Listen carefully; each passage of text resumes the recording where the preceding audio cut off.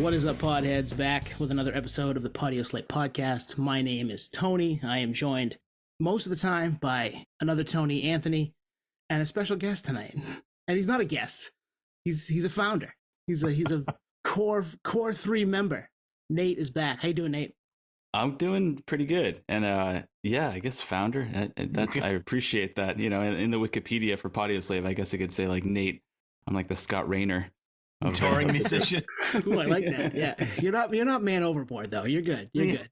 Well, it reminds me of that whole Eminem thing with like Lord Jamar. It's like Eminem's a guest in the House of Hip Hop. Is Nate a guest in the House of Podioslave? Never. I mean, as we've always said, he's never a guest here, but he's a guest tonight because it's been a little while since he's been on, and we're back to do the damn thing with the three of us like we were in March of 2020.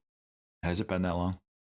We've been doing it that long. Yeah. I was gonna say the last time we had Nate on was the. No, we had Nate on in July, right? We did an episode with Nate in July when he was home in Maine, which was a blast. We did that at Rob's house, but Nerds at the Bar, as we like to do. Oh, that's right. Yeah. What was the last interview you did, Nate? Was it like Casey Iodine or? No, Buck Cherry, I think. Yeah, it was Buck Cherry. Yeah. Josh Todd, which was back in. When did we drop that? June? I think it was the beginning of June. Yeah, that's crazy. Yeah. Well, hey, you're back. Let's do this. We're going to talk Blink-182 tonight, but yeah, you know, for everybody who's new and hasn't listened maybe that far back in our catalog, Nate, Anthony, and I go way back. We've been doing this since the start of the pandemic, really, March of 2020. We decided to stop talking about it and buy the microphones and talk music once a week, and we're still doing it, which is awesome. Nate just stepped back to do some family stuff, but he's always welcome, as he knows, and we're gonna talk Blink-182 tonight, which is an episode we've been trying to do now for the majority of 2023, because this album means so much to all three of us. And I'll get this out there. For all the Blink nerds, we know it's the Untitled album. It's not Blink-182. It's not self-titled. It's Untitled. So I'm getting that out of the way. Because there's some contention online about that. I don't know if you guys saw that in your searches. Just a little bit.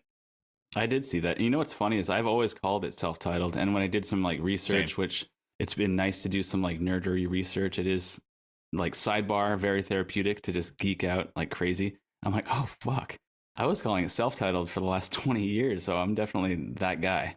But not anymore. Now we're back. We know what it is. It's Untitled, and you guys may have seen them, and we'll give them out a little bit later. But some of the names that they had for it before they decided to go Untitled. Oh shit, I didn't see that. I found a couple. Yeah, I found a couple on Kerrang. Yep. I didn't know that. Like less is more, like the whole Limp Bizkit thing. Panty sniffer. I remember seeing all those. Yeah, it's in the vein of their previous album titles. Enema of Dude Ranch, Enema of the State, Toy Patch. There's some funny ones that they came up with, which I chuckled when I read them. So. Robert Smith wasn't down with that. He wasn't. He's like, guys, I'll do the song, but change the album. Yeah, no, they probably. I think they were trying to go a little more, and we can jump into it, but they were trying to go a little more mature on this one, and it obviously showed. And they went with Untitled versus let's see here, Diarrhea de Janeiro. Oh wow! I didn't know.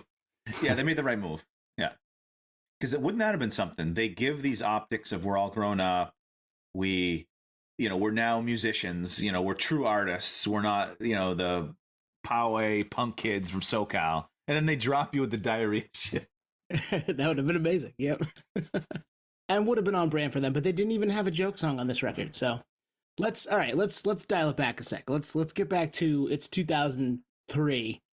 We first hear that new Blink's coming, and I mean for us, we had just graduated high school, right? Because this came out the fall of the year we graduated high school, and it was like, oh boy, because they were massive. They were one of the biggest bands in the world at that time. Take Off Your Pants and Jacket was huge. We did an episode on that way back on episode 60.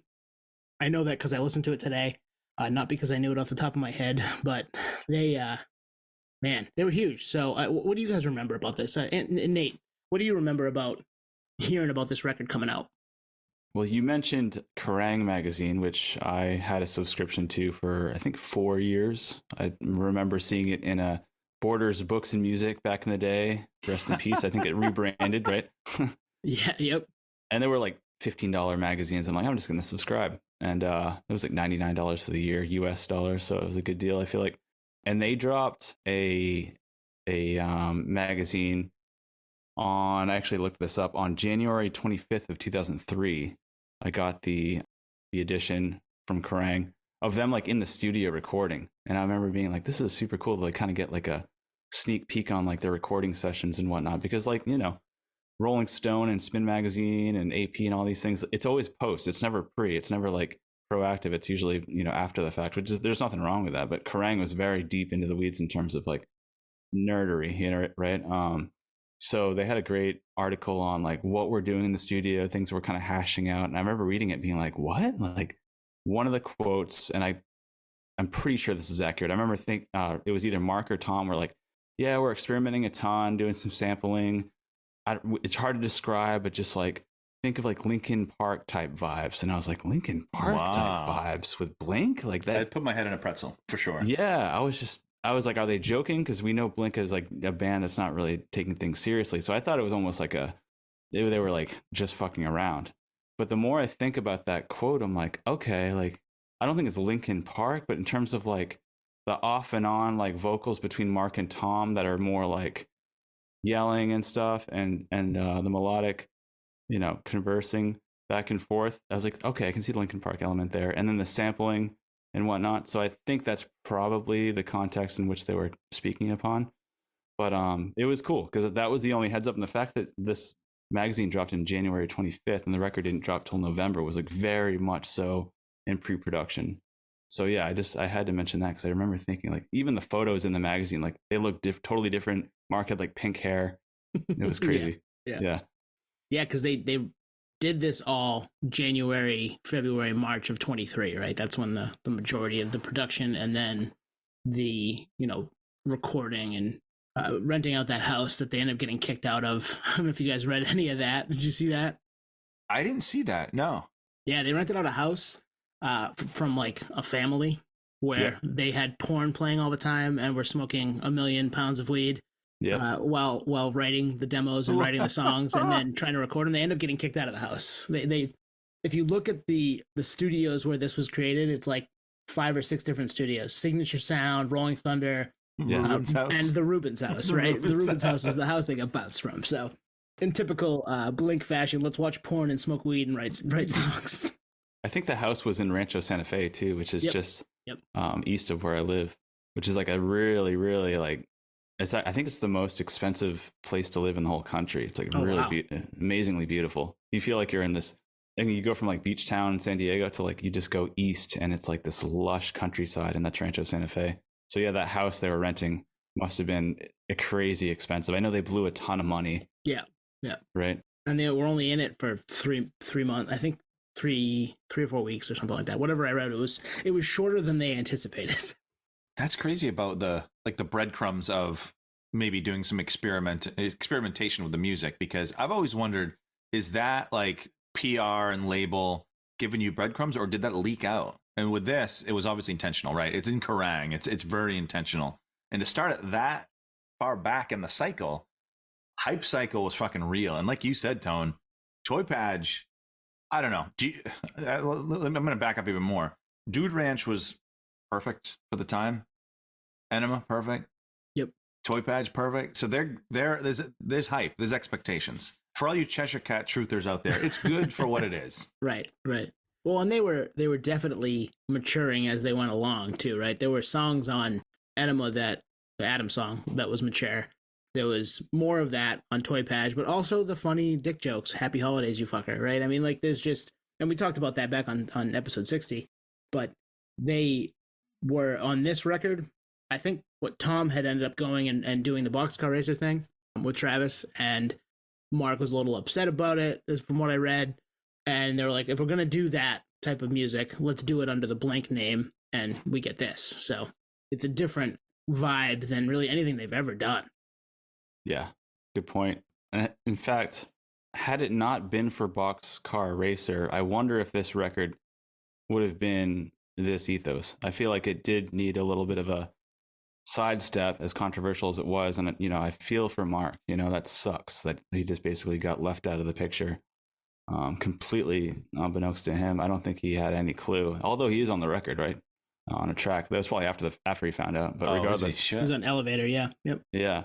but had it not been for Boxcar Racer, I wonder if they would have just kind of, played on the formula. Like, hey, this works. The record label loves it. We can just keep doing this pop punk thing. Pop punk was massive in 2003. So like to just like digress from that in the first place is huge risk.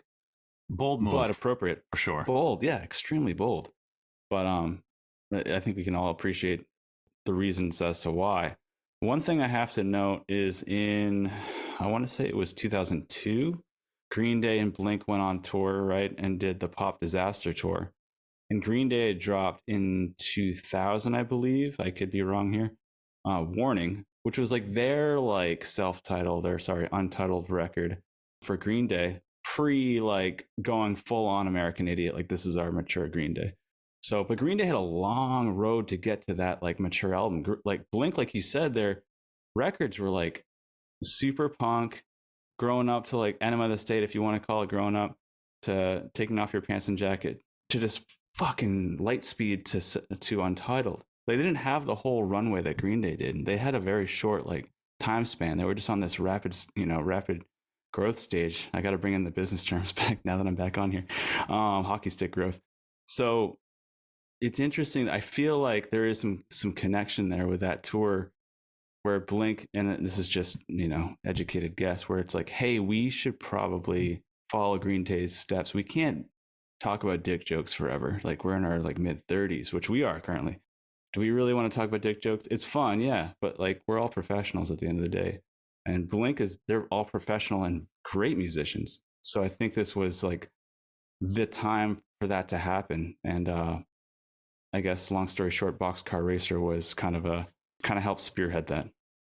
I think and I don't know if we want to jump into like the legacy of the album, but like they had to make this pivot, because if there was another Enema 2 or Toy Patch 2 to follow, and there's the dick jokes and there's the Aliens Exist Part 2 or whatever, we were 19 at the time, 20. I mean, we still lived in that humor without a doubt. I'm not saying we didn't, but I might have moved on personally.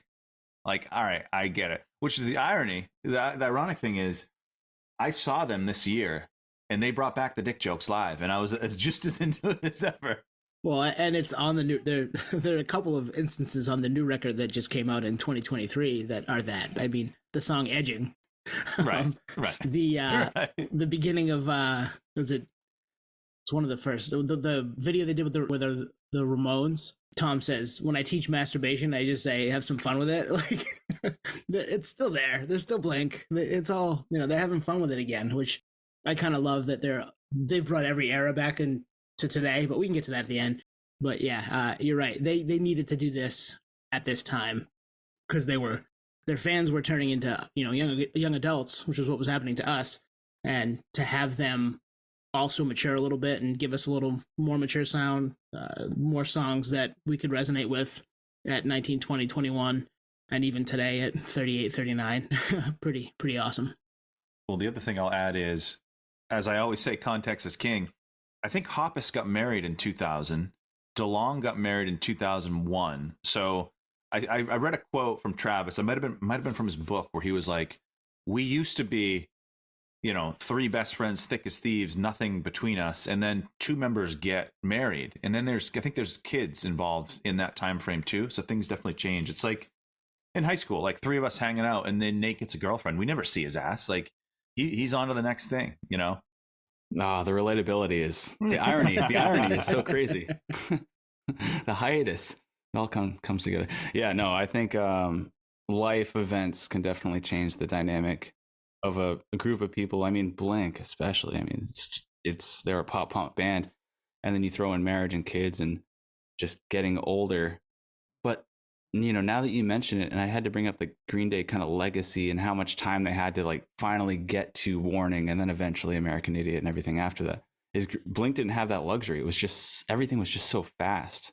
So I think they probably could have extended that like toilet humor a few more records. But like you said, Twan, like I might have dropped off too, because I was listening to things that were extremely mature. I guess mature is not necessarily the right word for it, but like things that were like in a more complicated context rather than Blink. Like, yeah, this is fun, but I mean, I did the Warped Tour in high school. Now I'm in college, like, do I really want to talk about this? And the fact that songs were on Enemy of the State were about college, it was almost still ahead of our time. But with that said, like, we're lucky because the Blink records really do resemble like our exact kind of legacy, right? Like 03, we already graduated high school, so we were kind of like ready for the next thing anyway. So the timing is really impeccable for us in particular. Online songs. I mean, I'm pretty sure we all had online songs lyrics in our away message in 2001. Totally. And then that ends and goes away, and AOL Instant Messenger is dead, and we move on to always Right. or down. Yeah. Or I'm lost without you. It's a different world. Yeah. Yeah, and like I think there was I didn't read this, but I could kind of read between the lines. Like there was a switch where they intentionally put a team together for this. Like this was, look at the credits. It's Robert Smith. It's Ken Andrews, A Failure. It's pianos, keys. They had a team behind them. And then like on the Fallen Interlude, like there was contributions from types of artists that maybe would not have been in their world in the past. And I think it was very intentional. Like, think about us. Like, if we just did a punk podcast, and we're 150 episodes in, I'm kind of sick of doing punk episodes. You know what I mean? I'm moving on. Yeah, you want to do something else, and not that we don't love punk, because we do, and we'll come back to that. But being stuck in that hole and having to do the same thing over and over again, yeah, I'm with you. Yeah, that, and call it Spotify is like, here's $600 million, just do whatever you want, rent a mansion, Rancho Santa Fe, just fucking put out some gold. That's right. It was kind of a blank check. Like, let us know when you're done. I think I read that. Let us know when the album's done. That's wild. Especially, I mean, the time frame it checks out. It's just before kind of the collapse of it because of the internet. And we've talked about that ad nauseum on this podcast. But it's still pretty crazy that they were like, you guys are at the top of your game. We're just going to let you do your thing and see what comes of it. And this is what they gave us. Like, it could have flopped miserably. Could have been a terrible record. We may not be talking about this 20 years on, but the fact that we are, the fact that all of that happened is crazy, because it just doesn't work that way very often. And I don't know if we said this already, but it couldn't have happened before now. It could not have happened. Imagine this dropping after Enema. It'd be like, wait, what? We're in the peak, the actual peak of like TRL pop punk 0102, I think was the actual peak. And then for them to switch it up, that would be a huge fuck you to fans. Yeah. And if you're drinking at home, Twan hasn't said Venn diagram yet. That's coming. Don't worry. And I haven't said super stoked, although I will say it at some point. It's coming. I promise. And in real time, it's coming.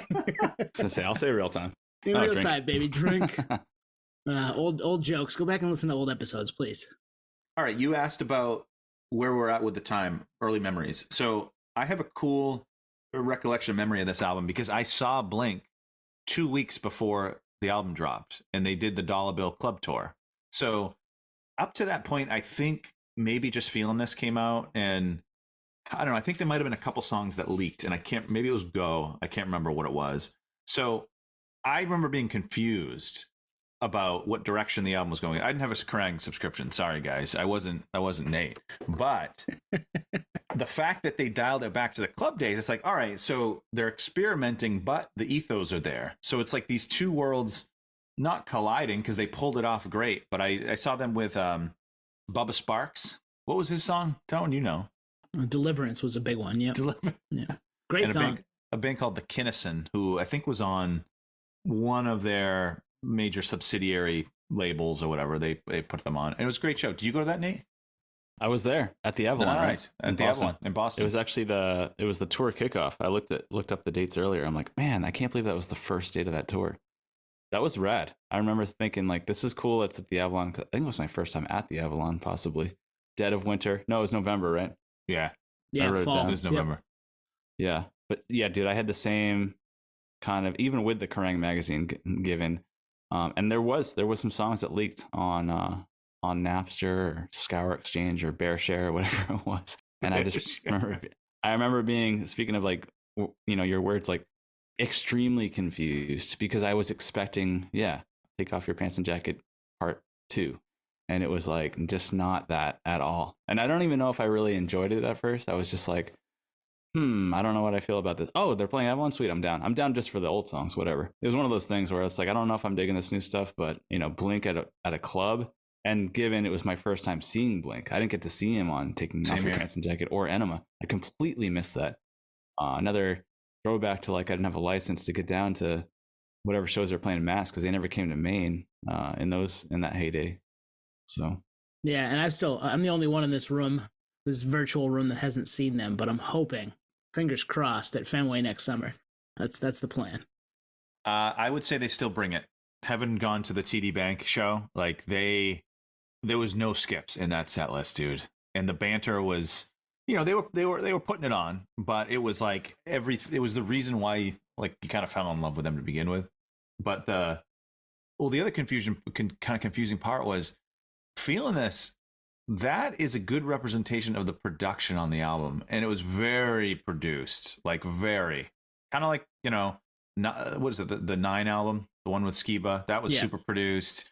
This last one more time, it's very produced, which is different than Enema was produced but in a different way.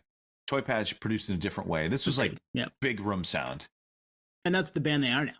So and they were going for it, I think, with this record, with the Untitled record, to have some of those songs like Feeling This, which I think, Anthony, you told me was going to be called Action, right? And there's that little bit at the beginning, Get ready for action. Get ready for action. Yeah. Which I don't know if it fits. I think Feeling This is better. I think they made the right decision on the name of that song.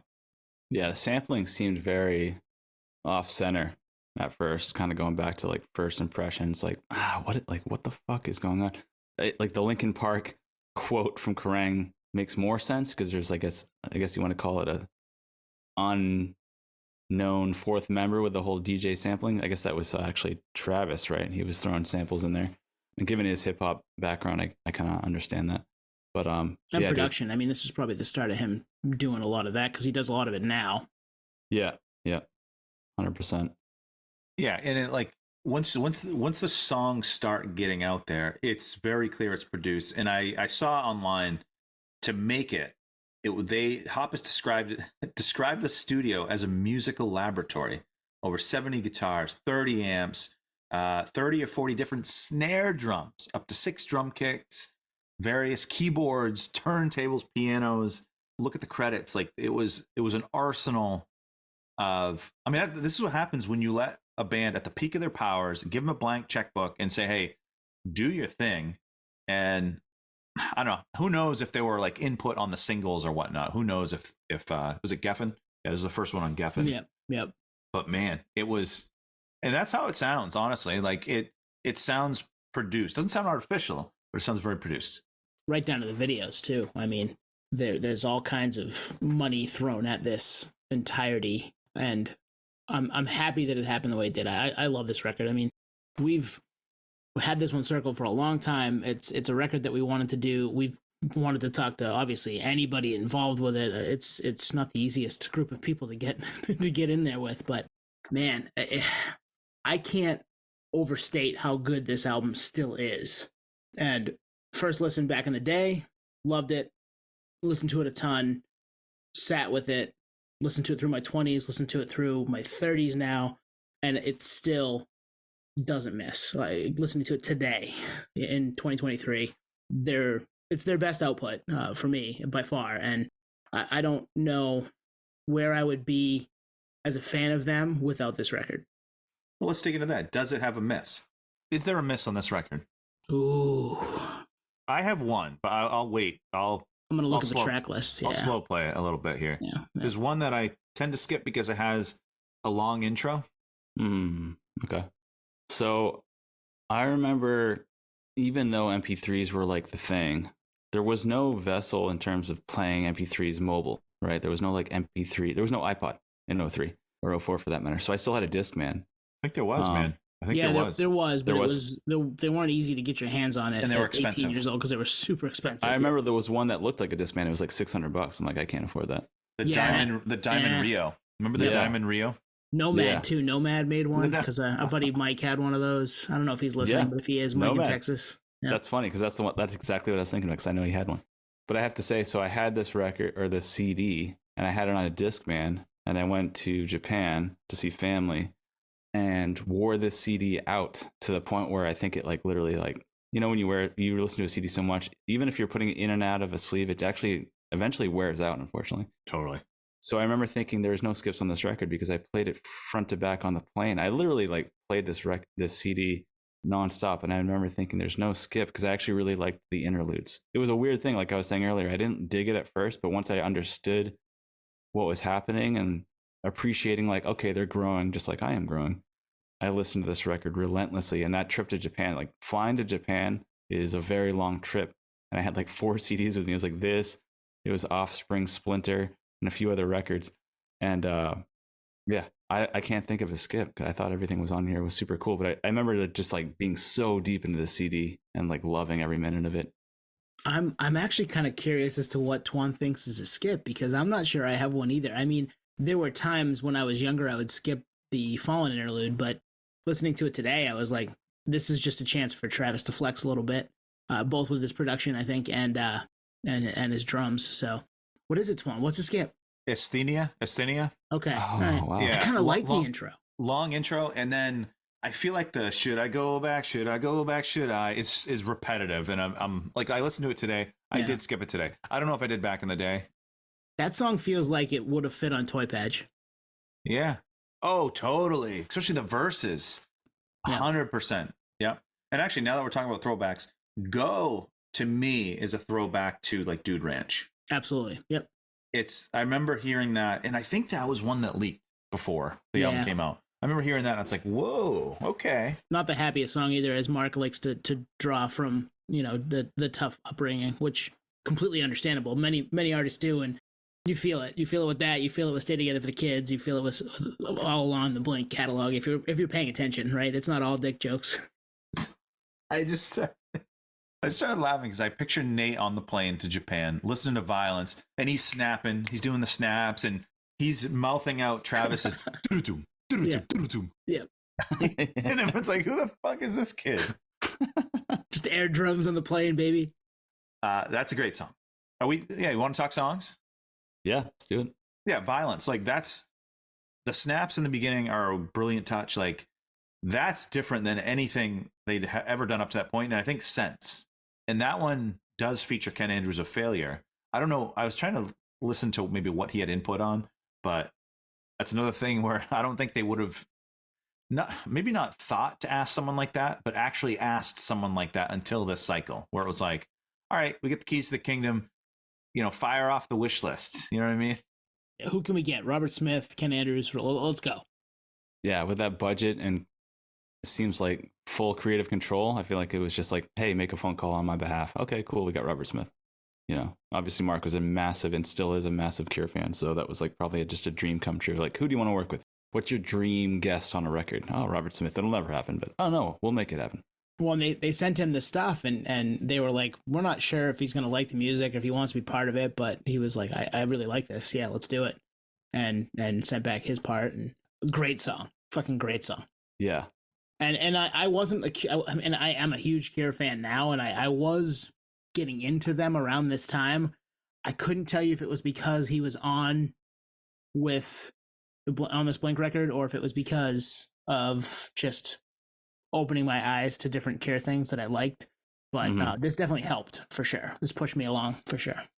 Oh, I'll admit it. I mean, I hate to admit it, but I'll admit it that like reading the Cure in liner notes over the years and whatnot, I was like, I'll check them out eventually. Well, another kind of tidbit to, I'll check it out eventually is very someday, Nate. conducive to this. Drink.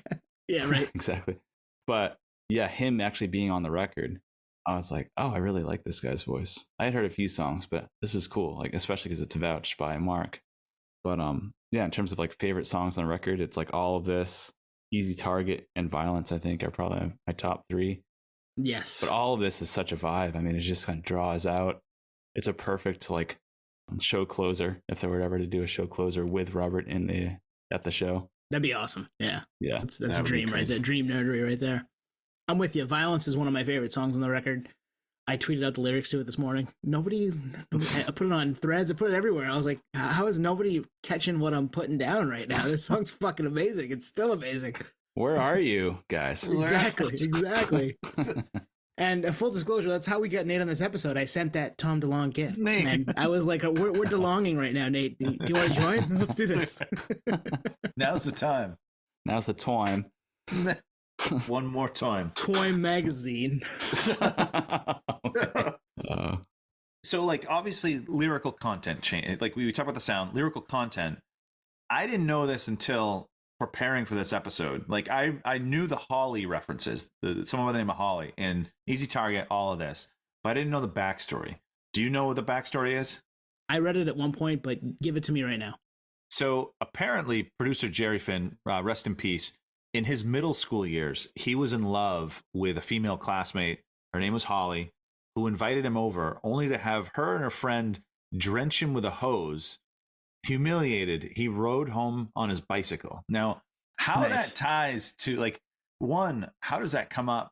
How did that story come up? How does the trigger be like, let's write a song, a reference, you know? Or it's just a placeholder for someone else. It's Wow. wild. Yeah. That is, fuck, dude, I did not know that. But yeah, you can't say Josie. You can't say like Right. Skylar, because Mark's still married to Skylar. Yeah. So it's like anytime they write these depressing songs, it's like, well, shit, you're still married to this person. So go third party. It's almost like writing an autobiography. You have to like change the names. So yeah, Holly works. Yeah, let's grab Jerry's biggest tragedy, humiliation with a girl. Let's write a song about that and get Robert Smith on it. And those are back-to-back songs, right? Yeah, Easy Target's 11. All this is 12. So why'd they stop? They should have just kept using her name. I know. Can we get more songs, guys? I mean, they're back together. One more time. Let's go. Here's Your Letter is actually to Holly as well. Yeah. Nice. Yeah. All-time song.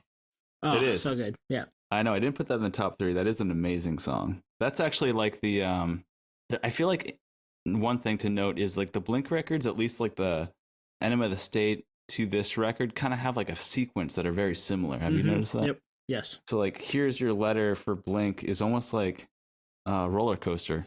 It's almost, and it's like the exact same track listing number as well. I think probably pretty close. Well, that, and I think that, and the same thing happens with Toy Patch. The back half of the record might get short shrift. Like, people don't realize how good it is, but it's fucking phenomenal. Same as with Take Off Your Pants and Jacket. Like, don't stop after Stockholm Syndrome. It gets really good after that too. Yeah, the end of this album. So you got, what do you got? You got Always, Easy Target. You got all of this. Here's Your Letter. So good. I'm Lost Without You. That's a run of 5. And if you throw in, I didn't throw it in, but I like Estania, but yes, yeah. I see both sides of that. The other thing is, I think Always might be a top 5 Blink song, like, period. Oh yeah, that song is so fucking good. Yeah, come on, let me hold you. Yeah, I mean the harmonies there. Had they done anything like that in the past? I don't know. Not like that. Not like that. No, and the video is next level. Like, go, if you haven't watched the video, go watch that video. It's like a triple split screeny type thing with the 3 of them coming in and out of the shot and trying to like talk to their ex-girlfriend. And yeah, it's a really cool, well done video, especially for the time. Like, stuff cool wasn't concept. happening like that. Yeah. Well, you talk about track lists. How about how this mirrors Toy Patch? The Fallen Interlude is basically this album's Happy Holidays, You Bastard. Like, it's a break. That's their break. You know, that shows the maturity, or I don't know. Something, right? Let's dial back to the non-maturity. Another possible name for this, according to an article I read on Kerrang, Use Your Erection 1 and 2. Yeah. Oh man, little Guns N' Roses, Use Your Illusion, play on words, right? Use Your Erection 1 and 2. No, it wouldn't have worked. And it makes me wonder if like this is just kind of lore that they added, or if this was truly like it was in the mix. I don't think it was. I think this was always clean slate. This is, coming of age. This is, we're grown up, we're married, we get kids. You mean you don't think they wanted to name it Vasectomy, Vasecto-You? Is that another one? That is another one, yes. Jeez. Oh, man. Yeah, but I mean, that's the stuff we love about Blink. Whether or not that is funny for now, for 2015, whenever this I think the article I was reading was 2021, or those were legitimately on the table, it's still amazing. Like, either way, it's fucking great. Do you think they picked the right song to close the album. Because all of this could have been the closer. Yeah, good point. And actually, I thought about this today because we always do the album sequence breakdown stuff. We love this stuff, and getting into the weeds on that. Either one of those could have been the last song. I love I'm Lost Without You because of its building. It's very like sparse at the beginning with Tom, and then it just kind of keeps coming and keeps coming and keeps coming. It's great, and that's, I mean, it's not like many of their songs. This is a very different song for them, I think, and I fucking love where it's at. I'm not sure where else you'd put that song. Yeah, I've thought about this at length because I always thought like all of this is the perfect closing song, but Travis's like drum fills at the end of I'm Lost Without You just is perfect. It's like Weezer's Only in Dreams. It can kind of just go forever, you know. So in terms of placement for that song, like you said, Tone, like if it wasn't the last song on the record, you might as well drop that song off the record because it wouldn't have a way to kind of segue into a new jam. But if they did drop it, then all of this would be the perfect closing track. So it's almost like they had two perfect closing tracks, and they're like, oh, let's keep both. Which actually I have to mention, because of that, I mean, it's only, I don't know how many tracks are on this record, but like the B-sides for this record must be insane. Right. Because it's like, it's only 16 songs, but like, or is it 15 songs? Yeah, 15. 15. Oh, with the interlude? Or? Yeah, with the interlude. It's 14. Yeah. Yeah. But the creative energy going into this output-wise must be, they could have, and it sucks that they broke up after this and obviously came back together, but twice. But the B-sides on this, they could have just kept going. I think they are all super proud of this record. They could have kept the legacy going. And we were talking about like duds, or not duds, but like, you know, giving them creative control to do whatever they wanted. Like they definitely have missed, right? And we all know this with neighborhoods, for instance. So this is just happens to be, they were still in the peak of their powers, basically. But it can go wrong. Yeah. But had they just kind of kept going with the flow, they could have just rode this Untitled record for another legacy, kind of like a 2-part, similar to Topaz and Enemy of the State. Yeah, I think they kind of have to today, and the new record is good. It's not this level, but I think I'm really happy with it, and we can talk about that in a minute. But the number of songs is funny because if you look at Spotify, it's 16, but it's not, right? One of them is a live anthem part 2. Yep. And then one is the Stockholm Syndrome interlude, which is just on the end of violence during this on the CD. So we've experienced this record a bunch of different ways because of that, which it comes with being, you know, close to 40 and having lived with it for 20 years. Technology has changed. The other thing that, looking at it right now, 9.5 million people have listened to the Stockholm Syndrome interlude, which at the end of violence would just hit next to get to Syndrome, like, because there was no reason to listen to once you've heard it once, you're like, all right, I'm ready to move on to the music. Like, that's why I'm here. It's cool, but yeah. So you do skip songs. Okay, you're coming around. That's not a song. Come on, it's talking. Full transparency. I guess one of the bonus tracks was a song called Not Now, which I'm not familiar with. Are you guys familiar with it? It was on the UK. Yes, because UK it was on version. It was on the Greatest Hits record. That's right. It was. Yes. But I don't know it. I don't know it either. Yeah. Oh, damn, dude. A great song. In fact, should have been on the record. Great. Oh, wow. Great. Okay. Great song. Hey, actually, nerd homework, Nate? You give me nerd homework? I know. I actually have one. Appreciate that. No, it's actually one of my favorite Blink songs. And I remember wanting the Blink Greatest Hits vinyl for that song, but also because it was a black on black album cover, which I thought was rad. Yeah. But yeah, Not Now's cool. Not Now's really good. Well, it says the guitar. I'm looking at it online here. It says the guitars are reminiscent of the Descendants. So is it more in the punk world versus something like Violence or I Miss You, which we haven't even talked about yet? We can. I'm not going to leave any clues. You'll just have to check it out. Okay. I'm surprised you haven't heard it. Yeah, listen to that one. Fuck you, really. Don't ask me questions. This is a podcast. So don't put him on the spot. I would put money that I haven't heard it. If I listen to it and I've heard it, I will be surprised. Yeah, I remember when it dropped, but yeah, it was during that kind of difficult Blink era because we all were just super heartbroken when they broke up. So I think it dropped on the Greatest Hits record, and it didn't get a whole lot of radio play. It was like a month or two. So Nate, you heard it in real time. In real time. Yeah. Wow, all right. Yeah. Drink. All right. The other thing, I remember them going on tour with No Doubt the summer after this came out, right? And talking to my buddy Bert, who I actually just went to Tool with a couple weeks ago, and him being like, let's go to this show in Mansfield, Mass. I'm like, nah, dude, we'll catch him next time they come through, and then if I can break up. I'm like, God damn it. Let that be a lesson. Yeah, I've apologized to him for close to 20 years on that, because we should have gone to that show. That was a huge mistake because me and a friend of the pod, Rob, went to that gig at Mansfield Tweeter Center at the time. I don't know what it's called now.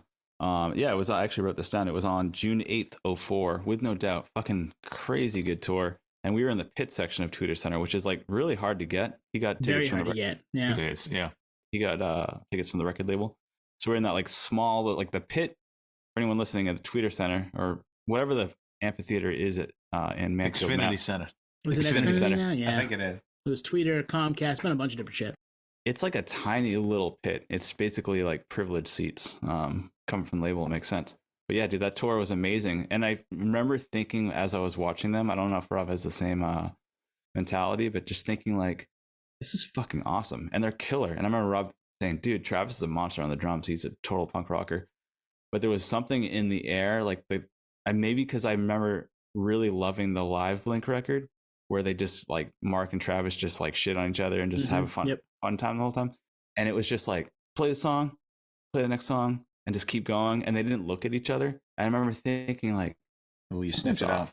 Yeah, this isn't right. Something's weird, or I'm just like everything my like preconceived notions of this show was supposed to be like fun and geeking out, and everyone's just like, there was no jig jokes. It was just like get through the set. And I remember being like, I understand the record's more mature, but like even the show, I was just so thrown off. But I remember thinking there was something going on. So when they broke up, I literally was not surprised. It was like, okay, like, yeah, clearly shit's not cool. You saw them unhappy with each other in person on stage for an hour. Yeah, well, it was just like the stereotypical, like, yeah, we're on tour, we're burnt out, we're just fucking going through the set. But they fucking slayed. But it was like, you're not even going to talk to each other at all? You know, like, what? It was crazy, but they fucking nailed it. It was just like kind of a bummer because I remember thinking the live Blink record that I had, the Mark, Tom, and Travis show was like so fun. Like the interludes or like them making dick jokes in between was like part of the gig. It was almost like half stand up, half rock show. That's what you got in the spring, right, Twan? I mean, that's what they did. Yeah, and they did do that, and it was like funny lead up. Like, are they serious? Are they not serious? Because like, yeah. You're still kind of feeling them out. Like, is this new Blink? Is this old Blink? What is this? And then like, there was some story about how they said they were climbing a mountain, and then so you're like, okay, well maybe like they did or something. And then like there's like a dick joke, like, and that's when I taught Mark how to masturbate or something like that. You know what I mean? Like, oh, okay, they're back. I think they ditched the Dickie shorts and the Macbeth and all that. Like, I think that's behind them. And that was probably, Nate, when you saw them in 04, those optics were probably behind them because they changed their logo too, right? The smiley, that was new for this rollout. So this was intentional. Like, yeah, there was just so much to it. Like they were sporting Hurley, just wearing whatever brands would pay them. That was huge in SoCal back in or the punk rock scene back in the day with like Warped Tour. It's like, hey, wear black flies, sunglasses, and we'll give you a sponsorship. We'll just literally give you free shit. We're not going to actually pay you, but we'll give you free swag. That morphed into, like Tom launching Macbeth and like loserkids.com and like, well, let's do our own shit. Why are we trying to support Hurley when we can like literally make our own product and have our revenue stream on the side? So yeah, that was that like played right into the self-titled record. Like, okay, we have like our whole business machine, merchandising and everything, full encompassing. That's a great point. Not to cut you off, but like they had famous, was it Stars and Straps? They had, Loser Kids. That's a throwback. Atticus, wasn't that in their world? That was Atticus shoes. Yep. Like that was, they had their own world, and it's interesting. We'd have to look at photos of like them touring, because like, I mean, take the "I Miss You" video. They're not wearing that stuff. They're dressed up playing character, Right, and that's completely different than other videos on this record. Like they did different things, and to be as entrepreneurial as they ended up being, and also kind of cut it off when it was really on its way to blowing up is wild. Like the fact that they were at the peak of their powers, were making amazing music, whether it be together or separately, because they were all in other things that were really good. And to just say, nah, we're done here. We can't stand each other at the moment. I'm glad that it didn't end that way, because obviously we know it didn't, and we get the new record this year, and I really like the new record, but it's wild that they were as smart as they were coming from that world, because there aren't a lot of bands that did that. I mean, One Over My Shoulder, Green Day, was one of the bands that was big and got to the point where they were doing similar things, but Blink was always really smart about that stuff, even when they were making dick jokes. Yeah, I think it's a conduit of the environment with Southern California. Like, all the industry is here. So it's like, why wear a Hurley shirt when literally there's a t-shirt it is, printed Nate? You live out down the there. street. I thought we were going to get some people from that. Yeah, where are they?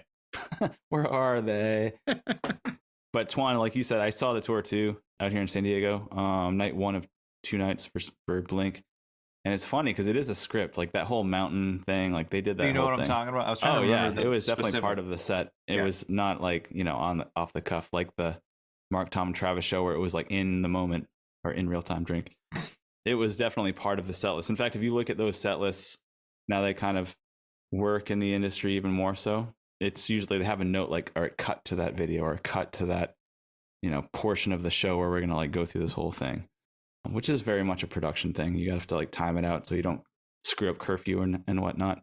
But I got to say, I agree with you. I think the show's still there. I think the band's back, but it's a different band. They are older, but they're trying to sprinkle in like the youth of who they are, but also capitalize on what they are now, which is a monster of a band, especially with Tom back. And the new record, like you said, Tone, I listened to it. In fact, I didn't listen to any music for a long time, and you said, hey, listen to the record. Like, I know things are crazy, but check out the new record. And I listened to it once, and I was like, fuck, I really like this record. And I listened to it, I want to say 20 times back to back, like fucking geek style. Wow. In headphones. And I was like, wow, in headphones, drink. Yeah. And thinking like, there was a very considered effort to make this the best record that they could possibly make, which is super cool. And also the fact that Travis produced it was a surprise, because Neighborhoods was such a flunk. And the production credits on Neighborhoods is Blink-182. It's not even like Mark, Tom, or Travis. It's literally like the band produced it. And I thought, like, dude, learning lesson: do not produce your own record, because too many chefs in the kitchen. Just do what you're good at, which we've talked about on here as well. Like, you know what you're good at. Be the band. Don't be the producer. And the fact that Travis produced this and it came out the way it did is actually shows that it can be done. And Travis is obviously, he's got a good ear, but yeah. It's a risk, right? Because it's like you don't want to fuck it up again, especially when this is kind of the last chance this band has to really make a go of it. Well, and Tom's out here saying earlier this year, it's the best stuff we've ever done, which respectfully, Tom, I disagree.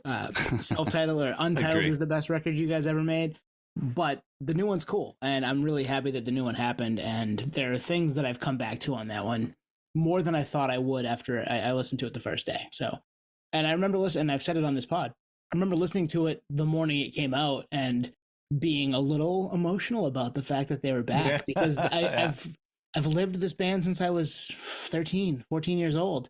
And for them to have the weird windy road they've had and to come back and make a record like that, which was really good, I'm happy. And it's records like Untitled that made me hopeful that we'd get something from them again that was, worth our time. And it's there.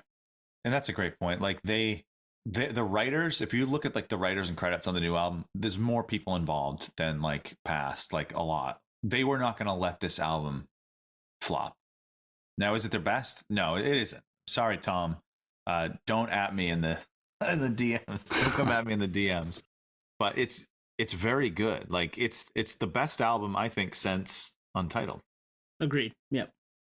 All right, let's get into the legacy of this record. Obviously, like this added to their legacy because it's a pivotal moment in their career where, again, if they put out Toy Patch 2 or whatever, it might have, some people might have gone man overboard. But what I think is interesting is I think this album gave clearance to other bands in the scene to do like a left of center album. And I thought of a couple. So let me know what you guys think. Would NFG's Coming Home? I was going to say NFG has to be the first one. Yep. Without this, I don't know. I mean, who knows? And the other one is the Good Charlotte, the Chronicles of Life and Death. It's like, That like I just want to live, that song, like it's a departure for them. It's a big departure. Now, is it sonically the same as Blink? No, but it's a band that was in that world doing something very different when there was runway for those bands to do another pop punk album. There was. No, it's a great call. In fact, it's funny that you said that, because if you didn't say Newfound Glory Coming Home, I was going to jump in and say, dude, that record 100%.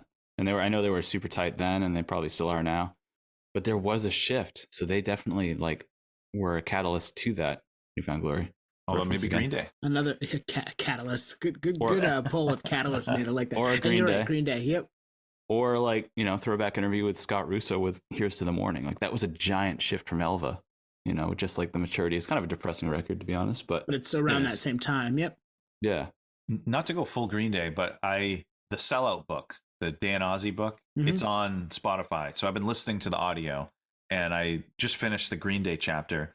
And apparently, Time of Your Life, Good Riddance, was written like during the Dookie era, like in that earlier. Oh, wow. So like Green Day were playing with it around that time. Yeah. They were, yeah. It's crazy. Like shout out to those guys, because they planning moves ahead. They were playing chess. Yeah. Well, and think about and we don't talk about Brand New a ton because of the stuff that's gone on around that band, but Your Favorite Weapon into Deja around that time. And it's a little more emo, but similar. Like there's some pop punkiness to Your Favorite Weapon that they completely leave. And they might have done that anyway, but if you're looking towards a band that you loved that maybe you came up on, like Blink, I can take that left turn. Like, why the fuck not?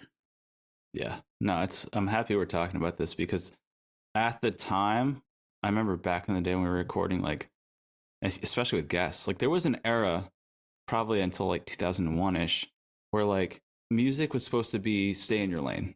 You can't do a ballad. This is who you are, So like Green Day, like you said, Good Riddance. When you were talking about that, I was thinking of like the behind the music for Chili Peppers, and like Kiedis had written Under the Bridge, but didn't want to show it to the band because it was like so like not like their funk rock. But I Could Have Lied is also on that record, which is even more ballady, I think. In fact, I like that song better than Under the Bridge, which is like so left center of like what they were doing at the time, and just shows like, yeah, we're all human. Like you're not just fucking punk rock. You're not party all the time. Like you have your somber moments. So like it's good to have the full spectrum of emotion as an artist. If not, are you really human, or are you faking it, or is this really how it is? It's actually great to have sprinkled in things, and like we were talking about earlier with like the ballads on this Blink self-titled record, like that's appropriate. It's always appropriate. It should always happen. It shouldn't just be typecast, right? It should always be a little bit of everything, and that's what makes it a full piece of work. So the fact that there was such hesitation for such a long time is unfortunate, because now it's like, yeah, dude, I don't just listen to new metal. I listen to new metal. I listen to fucking Zeppelin. I listen to Moby at the time, at least. Like it's not specific to anything, and that's why music is so beautiful. It's a universal language. But it wasn't till like 01 or 02 or whatever it was after like that, like you could break away from that. It was like we, again, talking about like back in the day, seeing someone wear a Tool t-shirt in high school, like Black Tool, like what the fuck?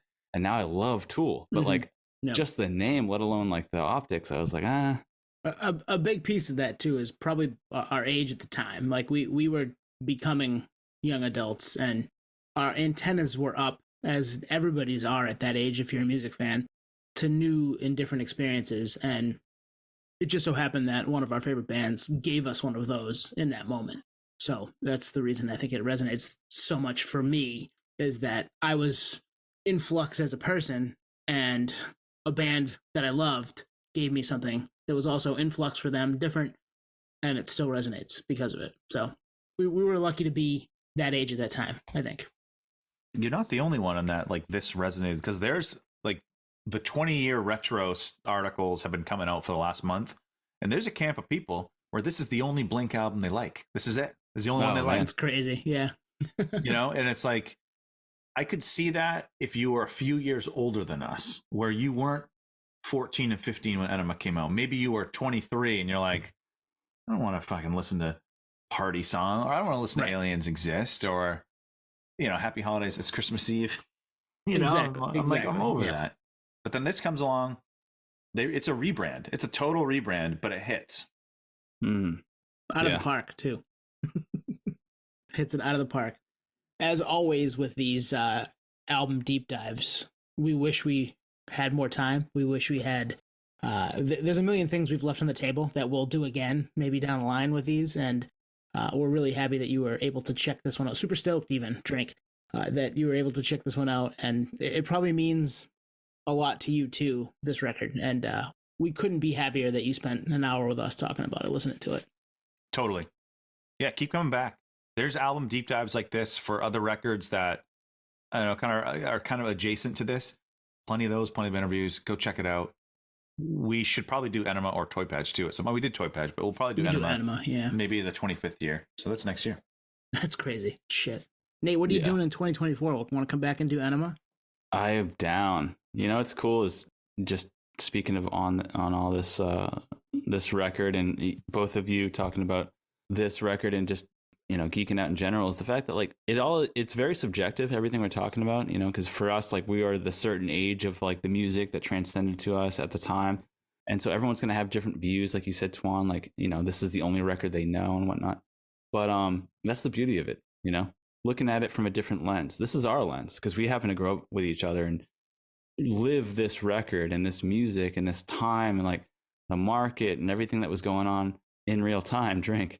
But I am super appreciative of that. Like, if I was older or younger, I don't think it would be the same. In fact, I don't think the nerdery would be the same. I don't think I'd be the geek that I am today for that. So I'm super happy that I was can just have you just doxed yourself, bro. I did have the full spectrum of like the old and the new, but like we definitely like landed the cream of the crop in terms of like where music was and where it is going. And just talking about the new Blink record, like, okay, we understand the roots of where it is, like how it got to this stage.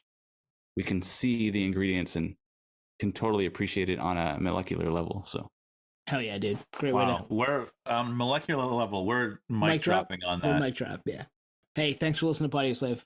All of that info about how to find us if you stumbled upon this somehow is coming right now. But we'll be back next week with another one. Can't wait. See ya. Peace, podheads. Haven't done that in a while. Cheers. Thank you for listening to Podioslave. We are at Podioslave on Twitter, Instagram, TikTok, all of the places that you can find us on social media. Facebook, Podioslave Podcast. YouTube, Podioslave Podcast there. Email us at podioslavepodcast@gmail.com. And hey, if you want to become a supporter, click on the link at the bottom of the episode and give us $1, give us $5. It keeps the lights on, keeps us going. We really appreciate that stuff. Thank you. Hey, I got one question for you guys. Can you recite the party song front to back right now? Ooh. No. I'll do it. Do it. I'm going to close my eyes so you know I'm not reading it. Oh, perfect. There is video, folks. Do you want to come to a party? My friends pick me up in their truck at 11:30. This thing's at a frat house where people are cool there. Reluctant, I follow, but I never dreamed there would be someone there who would catch my attention. I wasn't searching for love or affection, so I paid my $3 and the girls got him free. Shined the beer for tequila, and we headed into the party. And then in the back, I got some terrible ska band. Someone in the background was doing a keg stand. This place is so lame. All these girls look the same. I wish I would have stayed back at home, watch the TV alone, watch support of some porn of sex on the phone, far away from people I hate down from anywhere. Stay no, turn intoxicate girls to get them head after a party. And then I saw her standing there. I'm out of breath. Put it on his hands, guys. Damn. Peace.